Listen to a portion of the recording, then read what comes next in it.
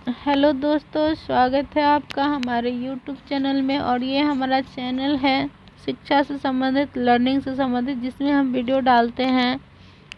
बिहार शिक्षक की जो बहाली आई है बिहार में, आगामी जो परीक्षा होने वाली है 24, 25, 26 को, उसी के संदर्भ में तो मैं अभी जो न्यूज़ आई है कि बीटीसी वर्सेस बीएड, जिनको 1 से 5 से बाहर कर दिया गया है, तो उसी संदर्भ में मैं कुछ कहना चाह रही हूँ कि अभी जो वर्तमान में ये सब जो क्लाउज ये चल रहा है कि ऐसा होगा वैसा होगा, तो हम तो यही कहेंगे कि सब लोग पढ़ाई करिए, क्योंकि ऐसा कुछ नहीं होगा।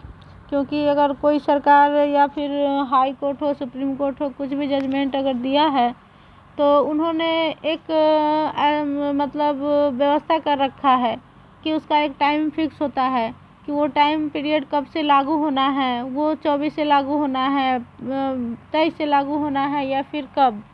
तो ऐसे नहीं कि जजमेंट आया और जो भी सब है हवा हो गया, तो ऐसा कुछ तो होता नहीं है। बाकी न्यूज़ तो चल रहा है, सब लोग देख रहे हैं, सब लोग पैनिक भी हो रहे हैं कि ऐसा न्यूज़ आ गया तो हम लोग का क्या होगा, आगे हम लोग क्या करें। तो इस तरह से सबको थोड़ा सा परेशानी तो है। देखिए, यहाँ भी कहा गया है कि बीएड धारी डिग्रीधारी नहीं बन सकेंगे प्राथमिक शिक्षक, सुप्रीम कोर्ट। तो और ये जो भी जजमेंट आया है ये राजस्थान के संदर्भ में आया है और ये पूरे भारत में लागू होगा मानते हैं, लेकिन इसके लिए शिक्षा का जो भी आयोग है वो भी तो डिसाइड करेगी। एनसीटी वो सोचेगी इस पे, उन्होंने ही जो भी डिज़ाइन हुआ है, इसका सिलेबस का डिज़ाइन करा हुआ है, तो अगर सिलेबस का डिज़ाइन करा हुआ है तो इस पे बीच के रास्ता निकल ही सकता है। और जहाँ तक बात रही कि नहीं होने की, तो एजुकेशन पॉलिसी 2020 जो आया हुआ है, एजुकेशन पॉलिसी 2020 में डीएलएड का प्रावधान ही नहीं है, उसको ख़त्म कर दिया गया है। तो फिर उस बेसिस पे भी तो हम इसको सही नहीं मान सकते हैं और सारा जो भी है ख़त्म हो जाएगा, खारिज नहीं किया जा सकता है।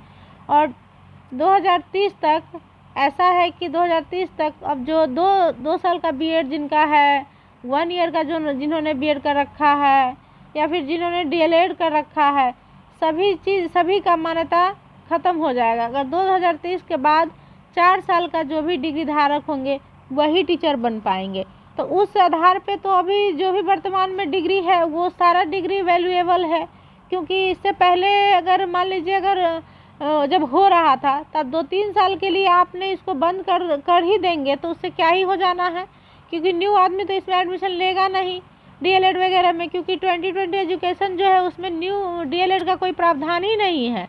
तो फिर जब स्पेशल आपने बनाया तो इसको कंटिन्यू कहाँ किया है, तो जब कंटिन्यू आपका है ही नहीं तो फिर इसको कैसे आप मतलब इस आधार पे खारिज कर दीजिए, हो जाएगा कि नहीं ये इसको हम बेस मान करके इसको खारिज कर देंगे।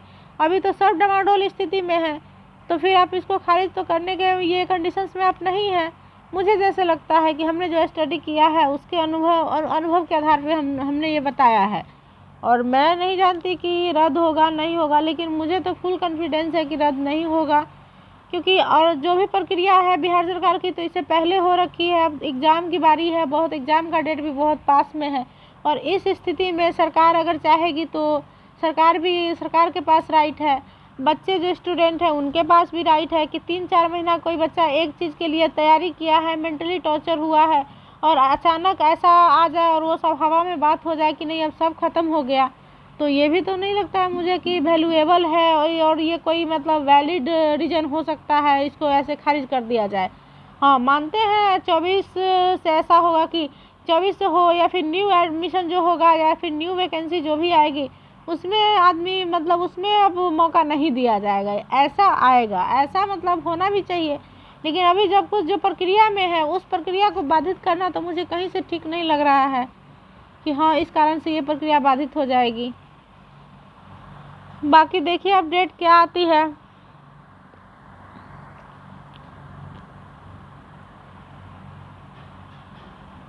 एनसीटी अब जो कहेगी जो निकालेगी, क्या है कि जो भी सिलेबस डिज़ाइन उन्होंने ही करा हुआ है, चाहे बीटीसी का हो या फिर डीएलएड हो या फिर बीएड हो, जो भी हो। ब्रिज कोर्स की प्रावधान थी तो वो भी ब्रिज कोर्स उन्हीं का किया हुआ डिजाइन है। तो सुप्रीम कोर्ट, जहाँ तक सुप्रीम कोर्ट की बात आई है कि सुप्रीम कोर्ट ने खारिज कर दिया है, तो सुप्रीम कोर्ट ने किसी जजमेंट जो उनका आया है, तो ये जजमेंट आने का ये है रीज़न कि अभी जो राजस्थान सरकार वहाँ केस करी हुई थी उस बेसिस पे इन्होंने दिया है।